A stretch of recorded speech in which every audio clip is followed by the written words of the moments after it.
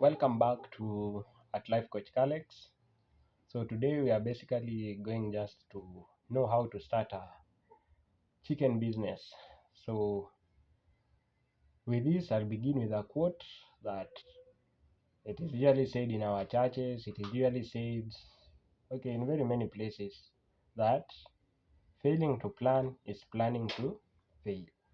Many of us venture into not only that business, just any business.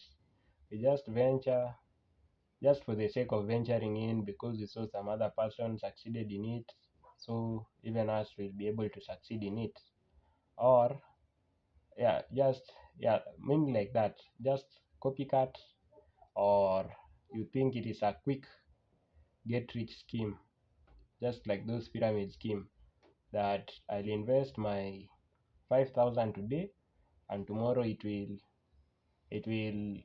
come to be at 45,000, something like that. So basically, what we should know over here for any business is we should have a plan. So in this plan, we should have a capital, that is the required capital, which is perhaps good to you, or let me not say good to you, but good to the business. So many of us again think that we require maybe huge sums of money. No, just the little that you have, provided it is enough, can be able to kickstart, so that you see whether the venture will either work for you or will go the other way around. But with the necessary plan, the venture might be able to work for you. Just like today, the way we are going to talk about how to start this chicken business. So first of all, as I just said about the capital, for this one, I would just recommend that just for buying the chicks alone, do not buy the 1 day old chicks or those 1 week old. At least buy 4 weeks old chicken. That one maybe can cost about 250 to 300 Kenyan shillings. If it is in terms of dollars, maybe if I do my approximation, it can be between two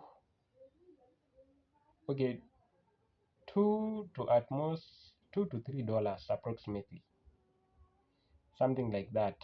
Okay, but $3 is too much. Let's say maybe even $2.7 if there's something like that for those 4 weeks old chicken. So that you see, mainly they are usually vaccinated against various diseases and their chances of survival is higher.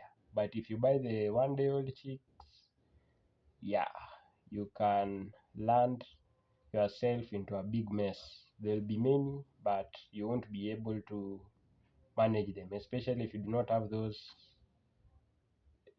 structures necessary for them. So again, you need to have the plan for the structure, or where they are going to be sleeping. So for a structure, you can maybe decide to put up a mabati structure, but as we all know, for a chicken house, you do not just put any structure, but there's usually whereby you should look where the sun from maybe where you are living is coming from. Okay, I'll do another video on that housing, how it should look like, or you can even go and search how the house should look like. Then eventually you have the feeds. So the feeds over here usually matter.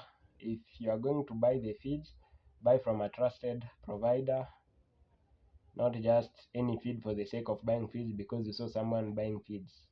So you buy feeds from a trusted provider. If you are going to make the homemade feeds, which personally I usually recommend it because it usually cuts on cost and your profitability will be much higher. So I can say maybe For example, those who would want to make their own feeds, just have some pieces of okay, some grounded maize, not grounded to ground floor, but okay, yeah, just not grounded to ground floor, to yeah, to floor, something like that, but just some bits of maize. You can mix them with things like soya beans, grind them together, they'll be good. They'll be a good feed to your chicken. So again, over here you should know that we usually do not feed for the sake of feeding, but there are usually stages. There are usually stages for the feeds. Yes. So again, over here on the feeding part, it usually is the okay, how can I say it? Like if you are buying it, it is usually the most expensive part. So I'd recommend, in order to cut costs, be making your feeds. Just learn how to make them. It is not something hard. The ratios even are not that hard. If you go to these local your local people who just keep those chickens, they do know those ratios. They know they'll show you how to mix them and how you'll be giving the feeds to your chicks.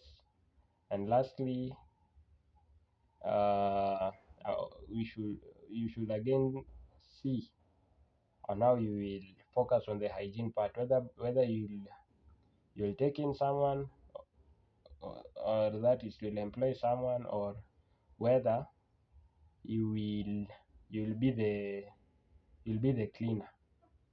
Yes. So I can say those are the four major things to consider before diving into this venture. If you have considered them, yes, it will be good. Again, some minor factors but can become major that you should consider, maybe security.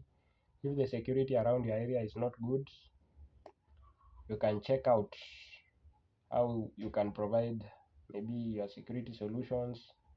Yeah, and maybe whether it will cost you. So that's all I have in my video. Check out more videos on my channel. Stay blessed. Thank you.